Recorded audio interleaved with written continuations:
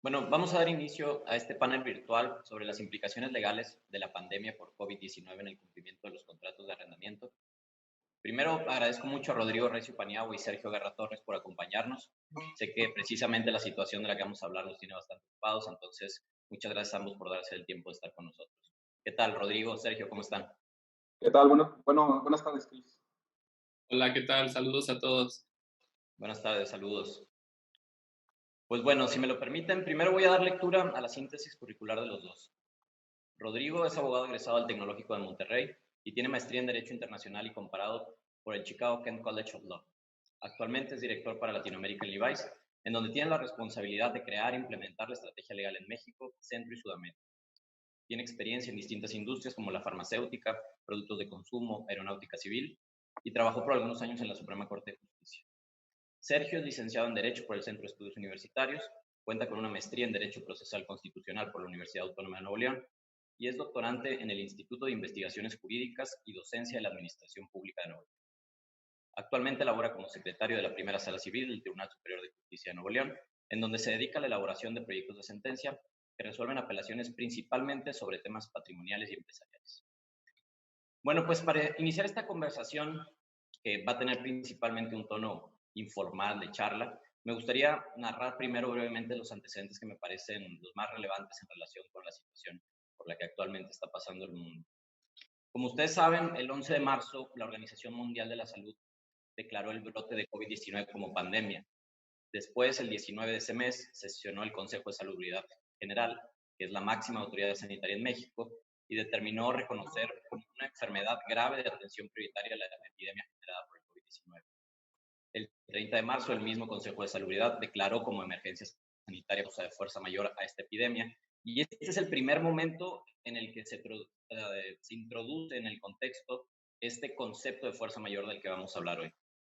Al día siguiente, el 31 de marzo, la Secretaría de Salud determina tomar medidas extraordinarias para atender la emergencia sanitaria y dentro de estas destaca la suspensión de actividades consideradas como no esenciales del 30 de marzo al 30 de abril de este año. El 21 de abril, la Secretaría de Salud emite un nuevo acuerdo en el que amplía esta medida de suspensión de actividades hasta el 30 de mayo de 2020.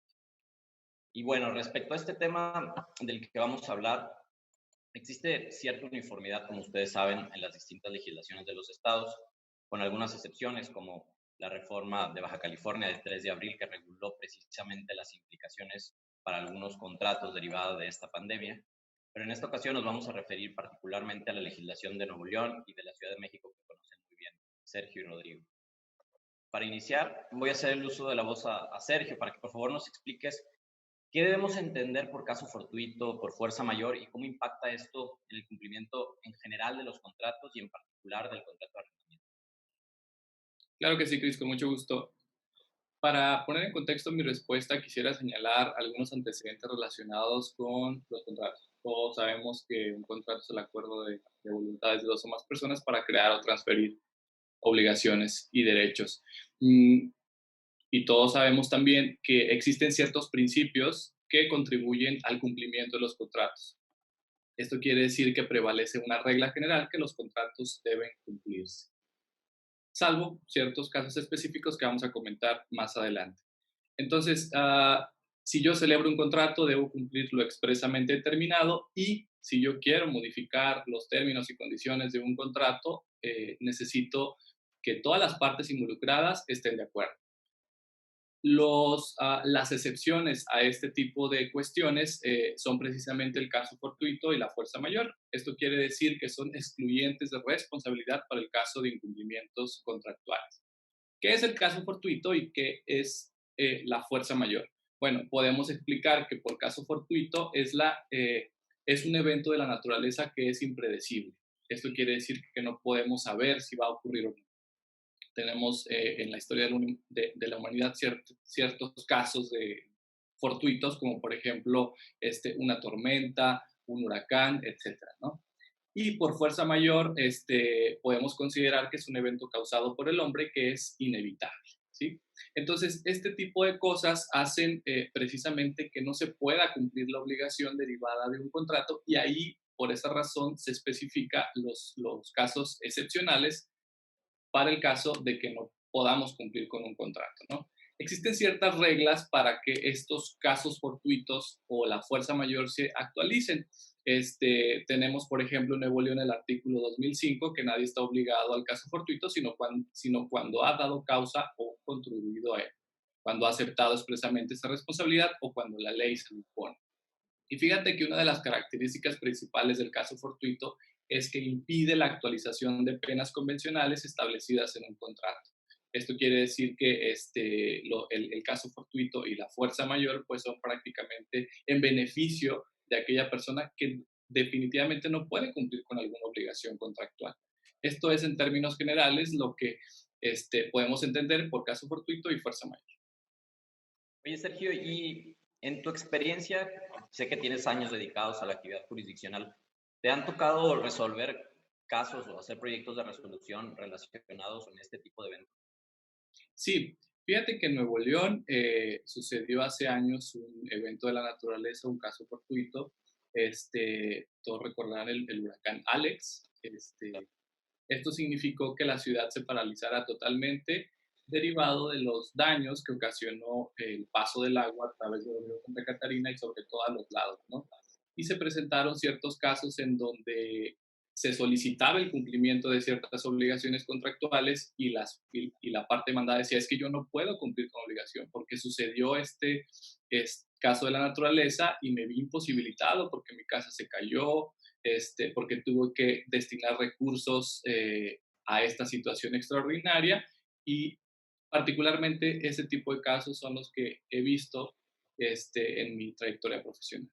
Oye, Sergio, ¿tú dirías entonces que, o sea, a raíz de un caso de una fuerza mayor, destinar recursos para atender esa, digamos, emergencia podría de alguna manera exonerarte entonces de cumplir tus obligaciones contractuales con otras personas?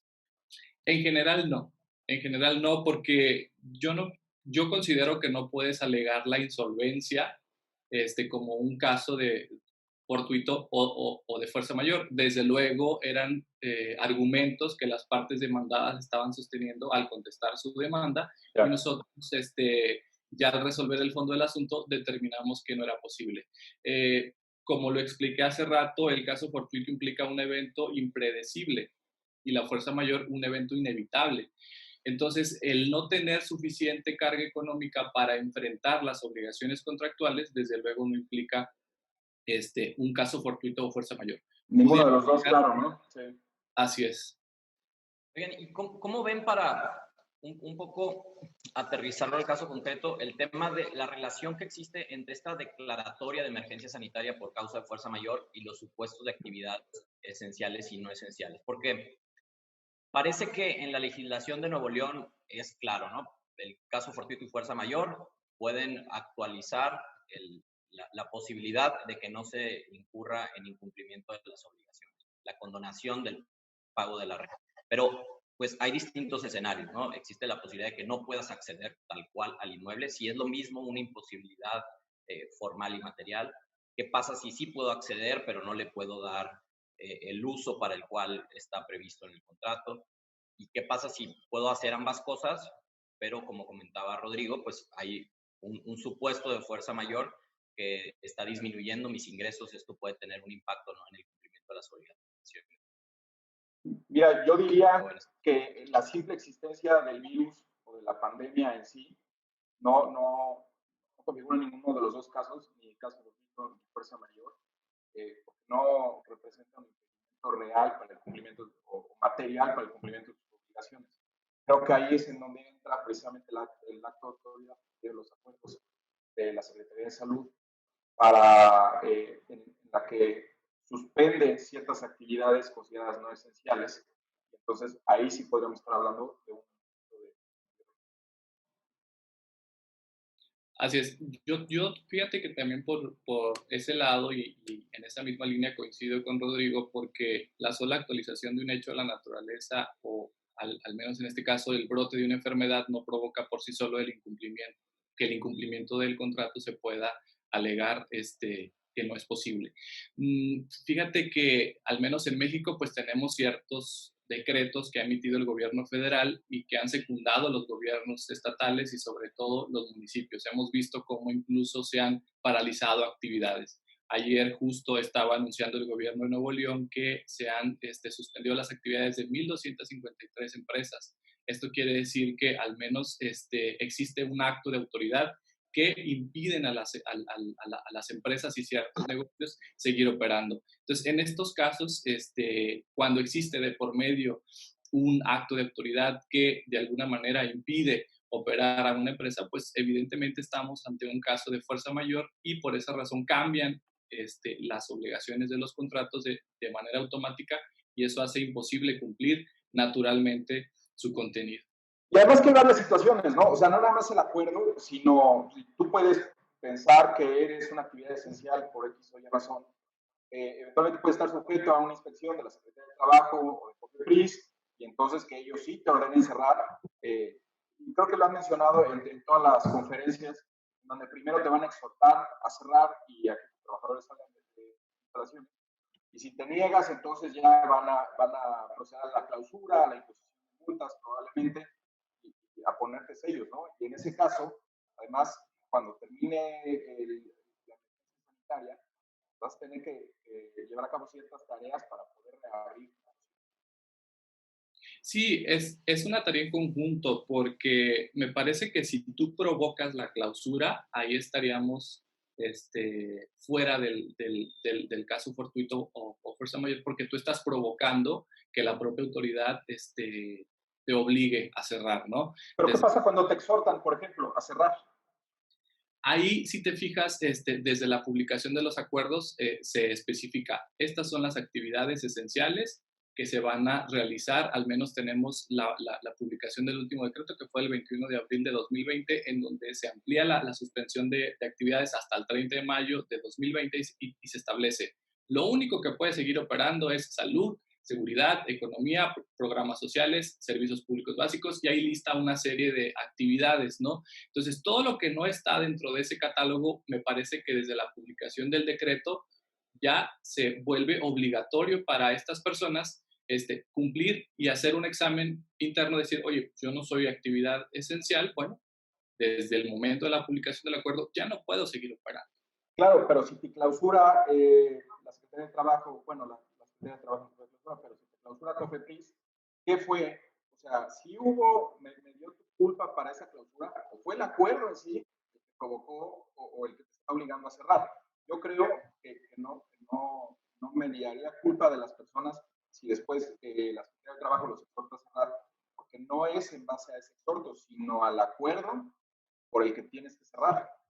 Sí, e incluso otro tema es si se puede considerar que diste causa o no por generar el acto, ¿no? Porque la verdad es que hemos visto que estas determinaciones, estos listados que determinan qué es esencial y qué no, tampoco son los más claros. Entonces, hay muchas empresas que quizá no hacen el producto final que se considera esencial, pero sí participan en una cadena productiva y entonces, ante la duda, lo que están haciendo es pues solicitar una aclaración por parte de la autoridad. Oye, te pido que me consideres como esencial, porque pues tampoco está claro, puedo seguir operando en términos de normalidad. Ha habido casos incluso de contradicción entre autoridades estatales que están coadyuvando con la federal. Entonces, creo que un primer reto es la autodeterminación respecto a si soy o no una actividad esencial y después ya el acto de autoridad en los casos en los que ya sea en respuesta o por una inspección ordenada determinen si eres o no esencial, ¿no? Y después tenemos incluso los actos de impugnación en contra de esas determinaciones en las que podrá después pues, estar de acuerdo o no con la determinación respecto de lo esencial de la actividad de alguna empresa. Sí, yo creo que es claro que de entrada es difícil determinar qué actividades son esenciales y cuáles no. Supe del caso de una empresa muy grande que se dedica a la fabricación de táctimas, siguieron operando, llegó con oficio la Secretaría del Trabajo a exhortarlos a cerrar, pudieron comprobar que sus insumos son esenciales para el resto de las cadenas, como supermercados y todo, porque las tarimas son necesarias para transportar y mover las mercancías de cualquier tipo. Las tarimas, ¿sí?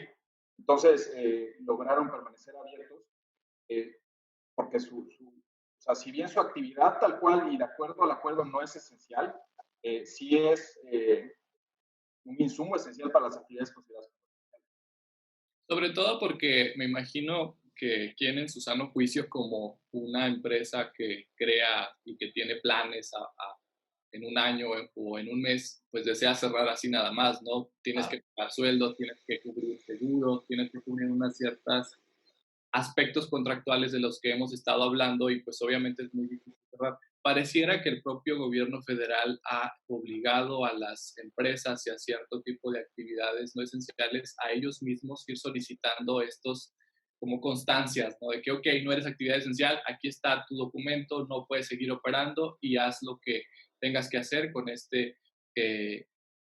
declaratoria que yo te estoy dando. Entonces, esos efectos, recapitulando hasta aquí lo he comentado, son en los que impactan en los aspectos contractuales. O sea, esta declaración que ha hecho el gobierno federal ha, pues ha simbrado todo el sistema jurídico mexicano porque al menos en los contratos de arrendamiento nos hemos estado preguntando, ¿y qué vamos a hacer?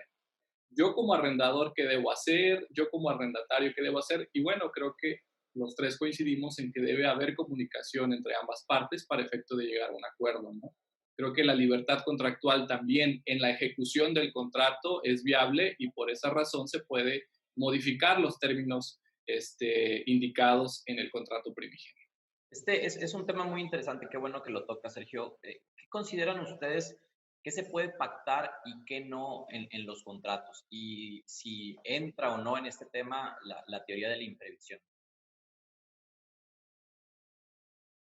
Sergio. Adelante, Bueno, Rodrigo. Bueno, como lo dije antes, existe libertad contractual, yo puedo pactar prácticamente lo que sea.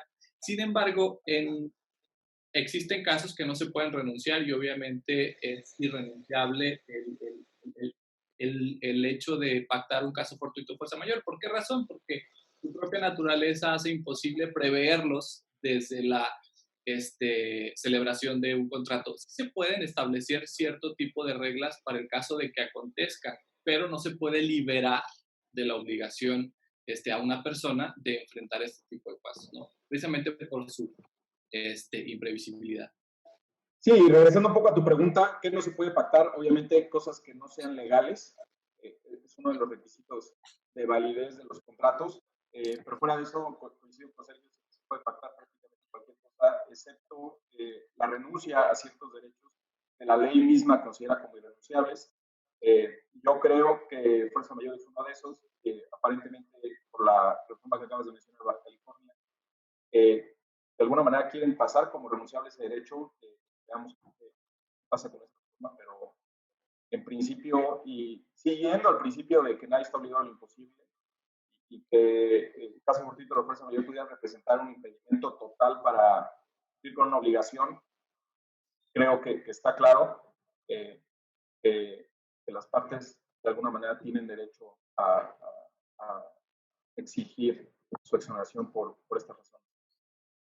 ¿Cómo afectaría el hecho de que pues, claramente un supuesto como el que está aconteciendo actualmente, esta pandemia por COVID-19, difícilmente era previsible, ¿no? Si bien podemos hablar en términos generales de caso fortuito y fuerza mayor, pues bueno, lo que está aconteciendo y sus implicaciones eran prácticamente imprevisibles. ¿Cómo juega en este tipo de acontecimientos la teoría de la imprevisión? Sabemos que la legislación de la Ciudad de México, al menos en 1790 y tantos, prevé la posibilidad de modificar disposiciones contractuales ante un acontecimiento extraordinario que cambia, si no me equivoco, la situación económica de las partes.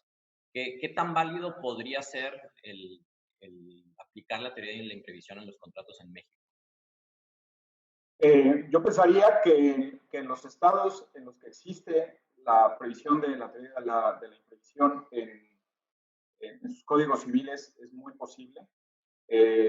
A diferencia de caso fortuito o fuerza mayor, que hablan de un impedimento total, la teoría de la imprevisión creo que se basa más en la equidad y en la buena fe de las partes.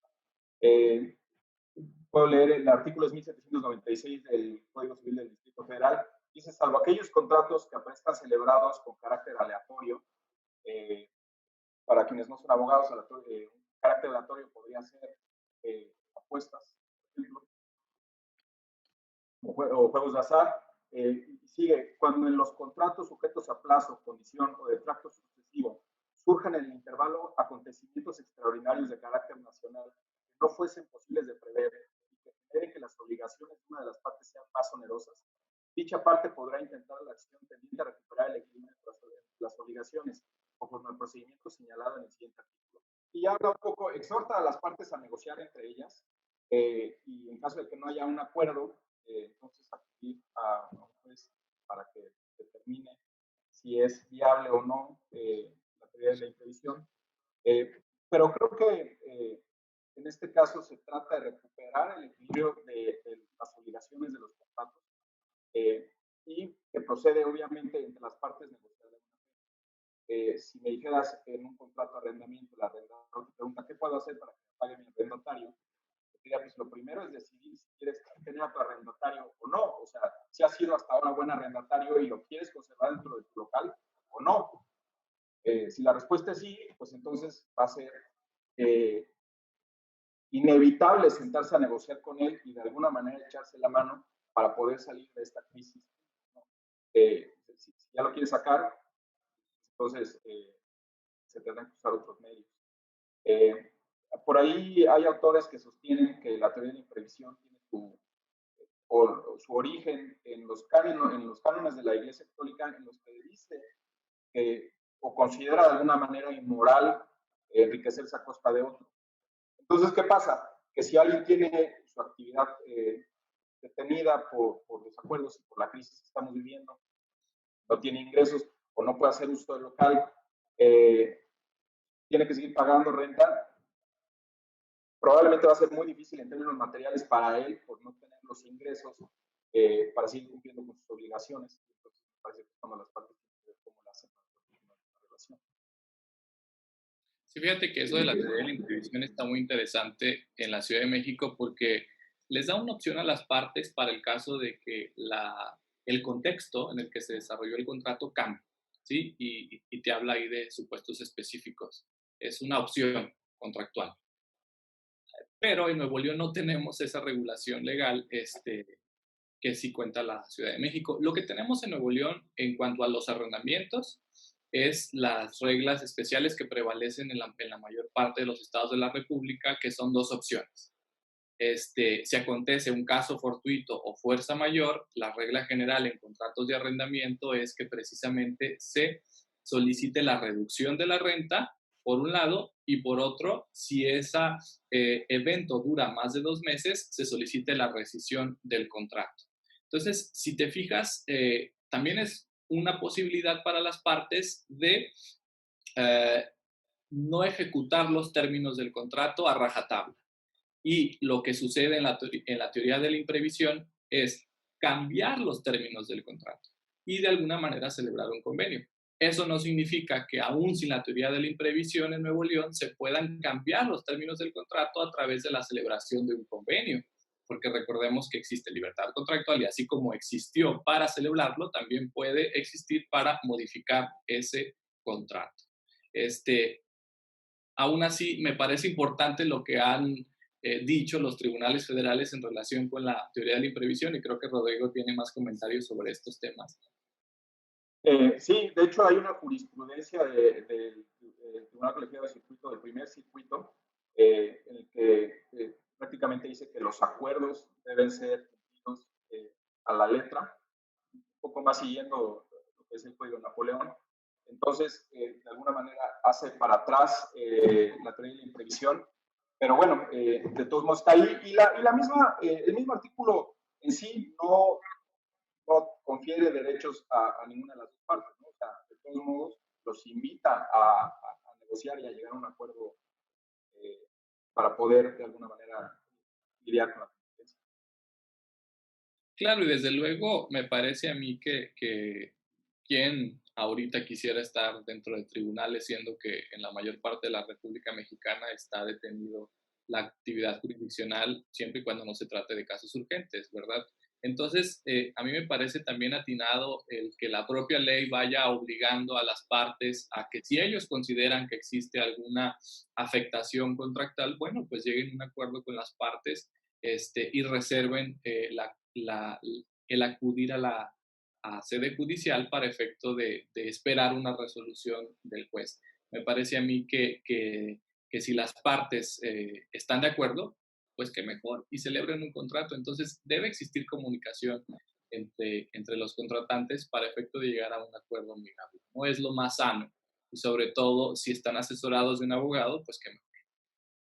Claro, sí, pero creo que en todo esto la principal conclusión es las personas, las partes se tienen que acercar y negociar entre ellos, ¿no? Al final de cuentas, si tu inquilino es bueno, ¿por qué lo habrías de querer tronar para que después salga o caiga en insolvencia y ya no pase notificaciones? Y al revés, ¿no? Si tú eres un arrendatario y te ha estado funcionando en un local, ¿por qué vas a querer tronar a tu arrendador? O sea, creo que en todo momento se tiene que hacer de y de buena fe. Y es que también es un beneficio, ¿no? Porque de otra forma, y me ha tocado ver en diversos asuntos, cuando llegan a sede judicial a exigir el cumplimiento de alguna obligación y particularmente de arrendamiento, lo que hace la contraparte es desconocer la celebración. Yo no lo firmé y presentan argumentos extensos, ofrecen periciales que duran a lo mejor mucho tiempo en desahogarse. Entonces, se desvía la atención del verdadero problema, que es precisamente el incumplimiento contractual. Aquí en este caso, obviamente, si se acercan las partes y reconocen que existe un problema y ese problema se generó con motivo de la declaración del gobierno federal y a través de diversas acciones extraordinarias, especialmente la suspensión de actividades no esenciales, bueno, el verdadero problema es ese. ¿Qué vamos a hacer? ¿Me vas a seguir cobrando lo mismo de renta? ¿Me vas a seguir dando el uso y goce temporal de la cosa arrendada? Entonces, esas son las preguntas que detonan un diálogo y que desde luego van a provocar que exista un pronunciamiento de ambas partes. Actualmente tenemos la comunicación efectiva, existen los celulares, lo que estamos haciendo ahorita. Entonces, me parece que ya no es como antes, que era imposible ubicar a tu contraparte. Entonces, pues hay que ir impulsando, ¿no?, a las propias partes a que ellas mismas ofrezcan una solución equilibrada a estos asuntos. Claro. Claro, pero creo que tenemos que tomar un paso atrás y de alguna manera hablar sobre el uso de los bienes inmuebles, ¿no? Porque me parece que no aplican las mismas disposiciones. Si tienes un local comercial, así estás usando un almacén, así es un local o un bien inmueble para uso habitacional, y que además, digo, todos se pueden ver afectados, si no directamente en cadena, ¿no? Porque si yo rento un local comercial y por mi actividad no esencial me veo obligado a cerrar y entonces dejo de tener ingresos que después me dificultan el pago de la renta de mi departamento. Tal vez estamos hablando de diversos supuestos, ¿no? Al principio habías comentado, y yo coincido contigo, que el simple hecho de no tener los recursos no representa, en mi caso, conflicto de fuerza mayor. Tal vez es ahí en donde entra en juego el tema de la decisión en los estados en los que está previsto, ¿no? Claro, y justo sobre ese tema, yo quería, si pudieran abundar un poco, porque, a ver, me parece que dentro de los elementos que se tienen que configurar para que se actualicen estas hipótesis de las que hablaba Sergio, de reducción de la renta o incluso rescisión del contrato, pues el primero es la existencia de la fuerza mayor, ¿no? Y ahorita tenemos un decreto de la autoridad federal que determina la existencia de fuerza mayor. Entonces, parece que ese elemento lo tenemos palomeado. Ahora, creo que es importante destacar que eso no significa que para efectos de todos los arrendamientos del país está actualizada la fuerza mayor y por lo tanto, si la declaratoria de emergencia sanitaria por fuerza mayor dura 2 meses, listo, se pueden rescindir todos los contratos, ¿no? Entonces, creo que sería importante abundar un poco en el tema de cómo se relaciona la fuerza mayor en el cumplimiento del contrato de arrendamiento. Es decir, en qué momento se actualizan estos supuestos o qué elementos necesitamos verificar para que efectivamente se actualice la posibilidad de una reducción de renta o de una rescisión del contrato, independientemente de que efectivamente ante las distintas interpretaciones o posturas de las partes, pues sea una recomendación viable el sentarse a negociar. Pues mira, en mi opinión no hay una respuesta que aplique para todos, sin duda habría que analizar caso por caso, ver cuáles son las disposiciones que están en los contratos y cuál es de alguna manera el objeto del contrato para poder determinar si cae o no en el supuesto, ¿no? ¿Qué opinas, Sergio?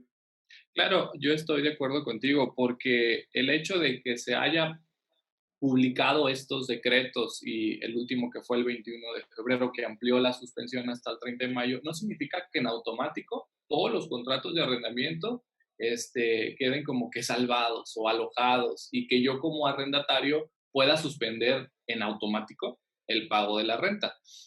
Recuerden lo que comentábamos al inicio de que la modificación a un contrato prescinde de la voluntad de ambas partes. Entonces, a mí me parece que hay ciertos pasos a seguir. El primero de ellos es, ok, soy arrendatario, soy arrendador, voy a revisar el contrato de arrendamiento. ¿Qué es lo que me arroja su contenido? ¿Qué puedo yo hacer para este tipo de casos? Si se previó, seguir esos pasos. Si no se previó, acudir a un abogado, quien en todo caso les va a ofrecer sus servicios y va a verificar si el arrendatario se coloca dentro de los supuestos que establecen los decretos. Recuerden que no solamente son actividades esenciales o actividades no esenciales, sino que también establece cierto tipo de casos para personas que sean mayores de 60 años, que tengan enfermedades graves y que de alguna manera tengan que estar aisladas en confinamiento en un lugar que no sea el local arrendado. Entonces, esto no es un mensaje para los arrendatarios de que no paguen la renta porque ya el gobierno federal dijo que se suspenden las actividades no esenciales. No es así. Hay que verificar, insisto, el contrato de arrendamiento y hay que ver si nos colocamos en los supuestos. Entiendo que son muy generales, pero hay que hacer una investigación exhaustiva para ver de qué manera yo puedo tener una comunicación con mi arrendador y llegar a un. Sergio, ¿qué opinas? Mira, te voy a leer el artículo 2431 del Código Civil del Distrito Federal, que equivale más o menos al 2325 del Código de Nuevo León. Y dice, si por caso fortuito o fuerza mayor se impide totalmente al arrendatario el uso de la cosa arrendada, no se causará renta mientras dure el impedimento. Y si este dura más de 2 meses, podrá pedir la rescisión del contrato. ¿A qué nos referimos con el uso de la cosa arrendada? Por ejemplo, si tengo un local comercial, digamos una papelería que podría ser considerada como actividad esencial y me va obligado a cerrar siguiendo las órdenes de la autoridad para suspender las operaciones, ¿estoy haciendo uso de la cosa arrendada o no estoy haciendo uso?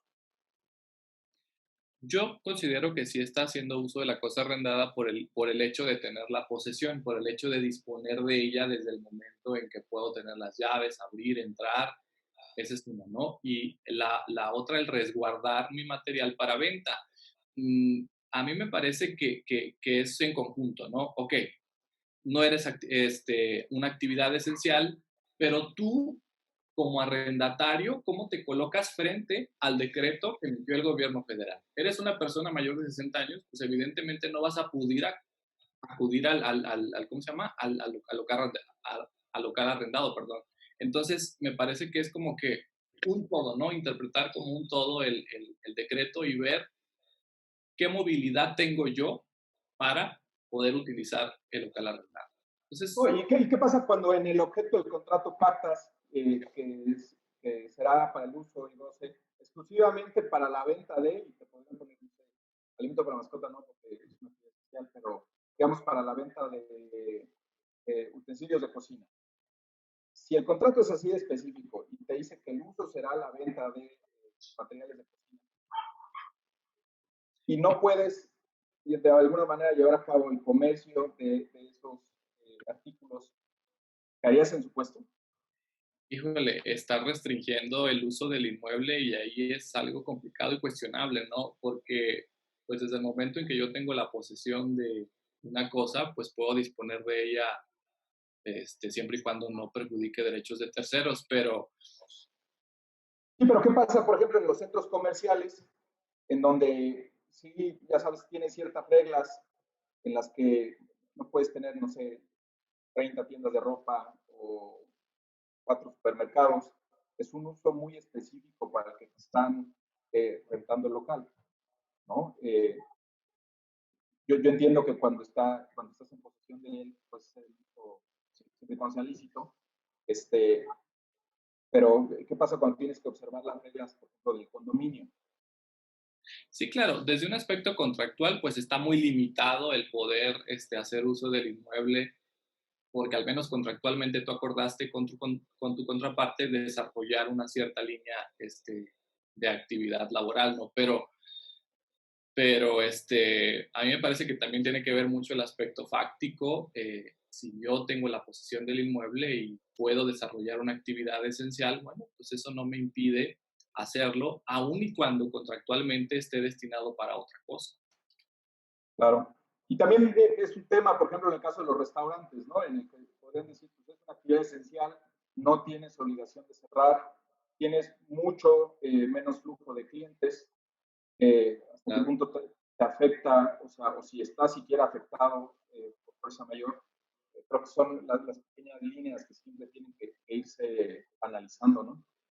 Sí, claro, porque si nos vamos a interpretar estrictamente lo que establecen las partes, podemos concluir que si se rentó un local para desarrollar un restaurante y vas a recibir gente, entonces no puedes en todo caso hacer envíos a domicilio porque tu giro contractualmente es y estrictamente recibir a personas para que en el local arrendado consuman, ¿no? Entonces me parece también que este tipo de casos no pueden limitarse dentro de los contratos y las propias partes y es una regla de interpretación contractual, le van dando forma al contrato en su ejecución, ¿no? Y eso topado con las declaratorias oficiales, pues da lugar a cierto tipo de casos que van a ir modificando poco a poco los términos de un contrato. Claro. Entonces, particularmente para el caso de quienes hacen actividades que se consideran esenciales, me parece que ahí es donde está el tema más complejo respecto de las implicaciones que están teniendo a pesar de ser actividades esenciales. ¿Puede incidir en el cumplimiento de sus obligaciones contractuales o sería un tema más de negociación puramente? Si son actividades esenciales. Sí, es decir, yo puedo seguir operando, pero mi actividad se está viendo mermada por la situación, mis ingresos están disminuyendo, etcétera. No me han hecho cerrar, pero... Yo diría que en todos los casos las partes están obligadas a negociar. Ya sea que la actividad sea esencial o no. Si un cliente a mí me preguntara, soy arrendador, me llevo muy bien con este cuate, pero no tiene flujo, me está diciendo que no paga la renta, ¿qué hago? Pues si ha sido hasta ahora buen inquilino, lleguen a un acuerdo, a lo mejor para que no sea tan oneroso para él y para ti, ¿no? O sea, tal vez para restablecer, como dice la teoría de la imprevisión, el equilibrio entre las obligaciones y los derechos de las partes. Claro. Sí, claro, si soy actividad esencial, desde luego que no hay ningún impedimento para seguir operando porque precisamente me da opción el ordenamiento jurídico seguir haciéndolo, ¿no?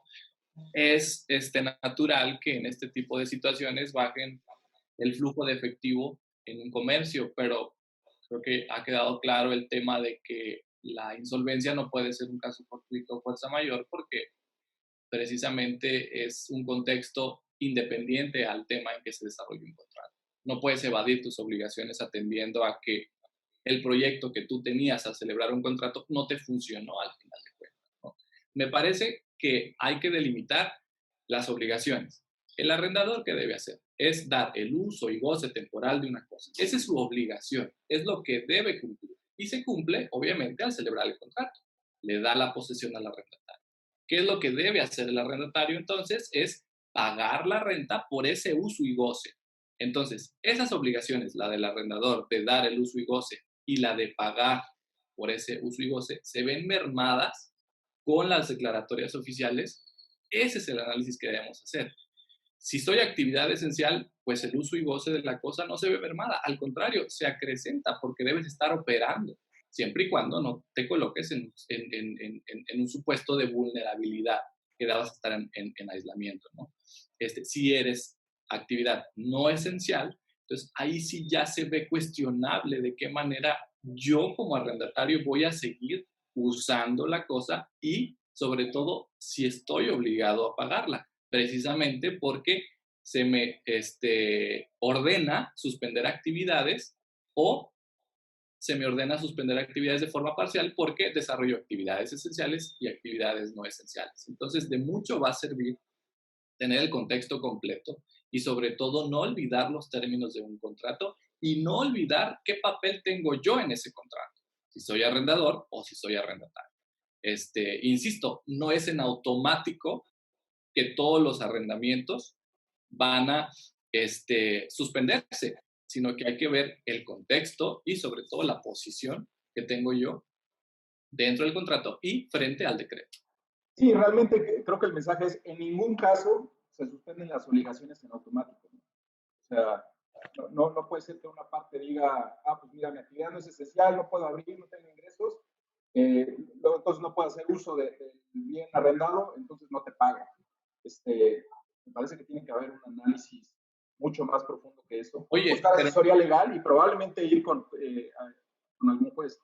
Sí, pero incluso se me ocurre que también hay que estar abusados, ¿no? Porque hay partes que pueden utilizar estos acontecimientos para disuadir a su contraparte de que, oye, tú y yo sabemos que está aconteciendo esta pandemia, estoy en desventaja, entonces bájame la renta, dame una condonación por 2 meses. Entonces, aguas con esos casos, porque obviamente va a haber personas que se quieran aprovechar de estos casos y obtener ventaja. Entonces hay que tener un equilibrio, ese equilibrio contractual de que nadie puede estar por encima de otro y sobre todo dentro de un contrato. Entonces me parece que hay que ir delimitando la posición y el contexto, ¿no?, en que se va desarrollando todo esto. Sobre todo porque no hay un decreto que expresamente diga, se suspenden los pagos de los contratos de arrendamiento. No va a ser así, porque la ley,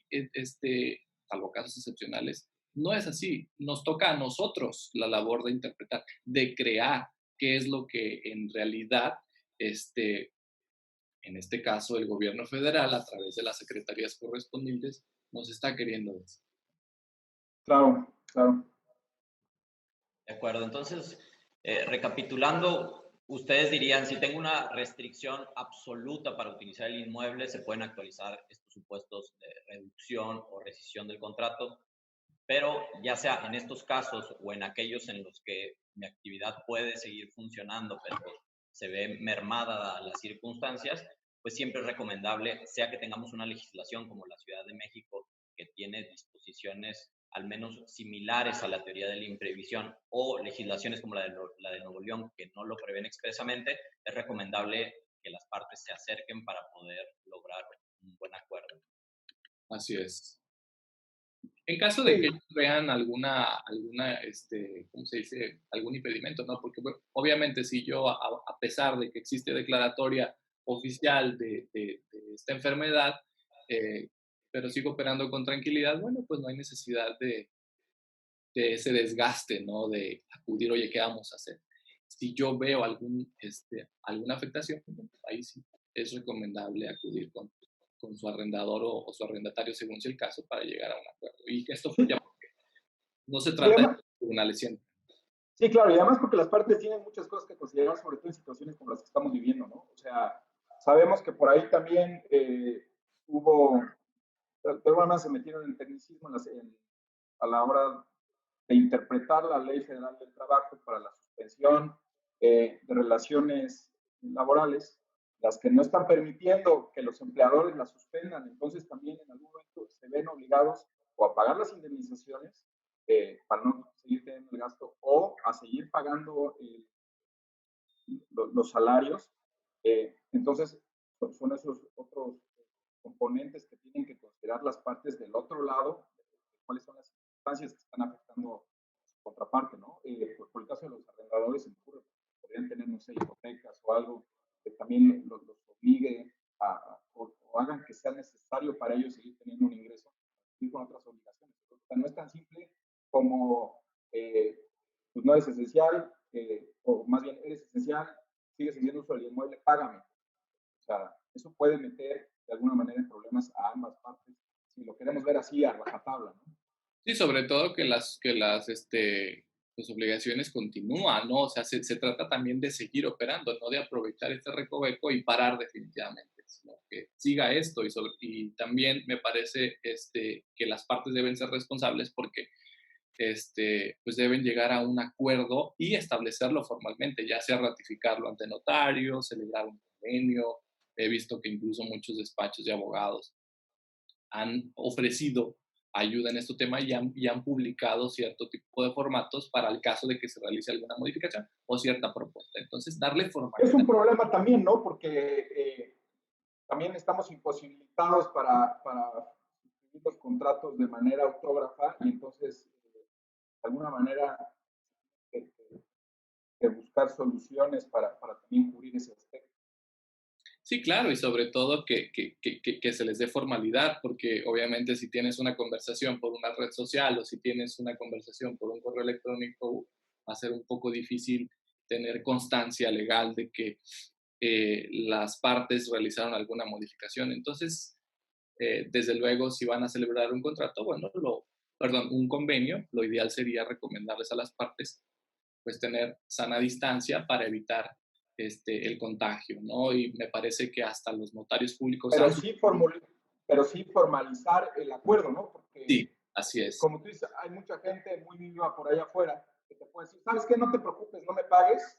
Y al rato te llega la notificación, págame, o el acuerdo no estuvo muy claro, porque mientras yo puedo pensar que están condonando más renta, en realidad lo que están hablando las partes es requerimiento, ¿no? De no me lo vas a pagar ahorita, pero me lo tienes que pagar en noviembre o en diciembre, que también se ha dado el caso. Entonces creo que las partes tienen que tener muy claro el acuerdo y formalizarlo para ver a qué se están comprometiendo. Así es, sobre todo identificar sus obligaciones. A ver, tú eres arrendador, yo soy arrendatario, ¿qué vamos a hacer con este problema? ¿Sí? Y concretizarlo, dejar constancia legal de ello, que no quede dudas de lo que acordaron las partes, porque si no después vamos a tener estos problemas. Oye, es que yo te dije que, bueno, yo entendí que, entonces son ese tipo de circunstancias que además los acuerdos a la palabra se dan mucho en este país, ¿no? O sea, quisiéramos que todas las personas tuvieran muy claro que tienen que formalizar, pero suele ser más común lo que nos gustaría, que las partes lo acuerdan y después qué acordaron, quién sabe y en qué sentido tampoco, ¿no? Y más en este contexto, ¿no? O sea, creo que se presta mucho para este tipo de acuerdos verbales y lo formalizamos si quieres ya que pase todo este problema. Y luego, bueno, pues pueden surgir estos malentendidos. Y luego hay otro problema que es acordarte de qué fue lo que se acordó. Eso. Entonces, si es posible tener testigos, dejar grabado alguna conversación que hayas tenido con tu contraparte, pero sobre todo darle formalidad, acercarse a algún notario público, a algún corredor público, establecer ciertos testigos.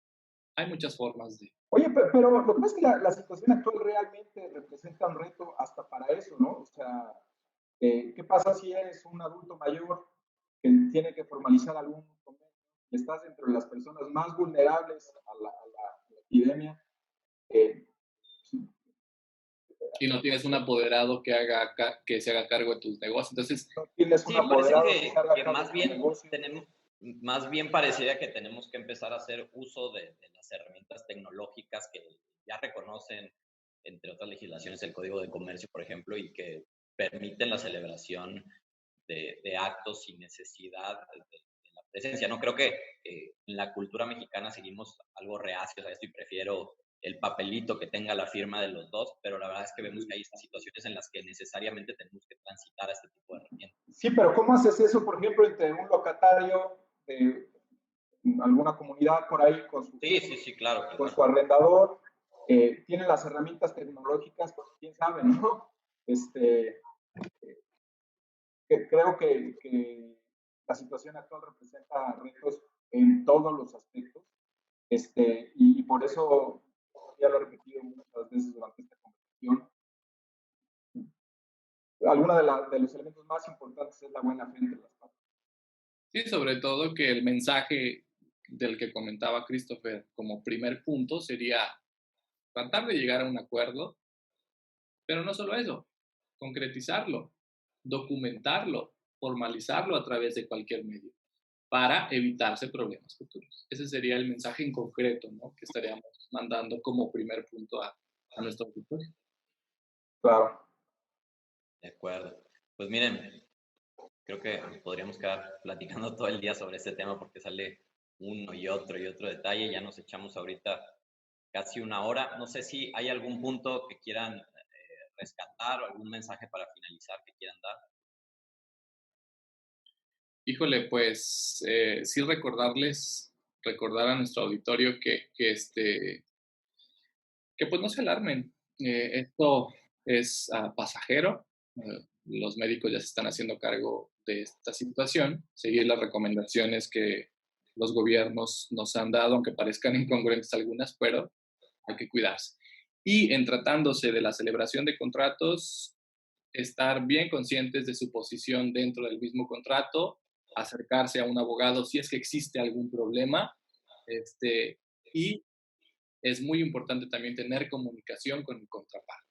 ¿Qué vamos a hacer? Tengo este problema, compartirlo y llegar a una solución. Y lo que acabamos de decir, concretizarlo, documentarlo por cualquier medio, para que después no haya problemas de interpretación de saber qué dijo o qué no dijo tal o cual parte. Esa sería mi principal recomendación. Y bueno, les vamos a dejar material a su disposición para que hagan uso de él. Claro, yo le diría al auditorio, además de, por supuesto, cuidarse física y mentalmente, porque estar encerrado puede también tener ciertas repercusiones al estado de ánimo y emocional, y sobre todo con todas las presiones que la gente está teniendo, y económicas y contractuales.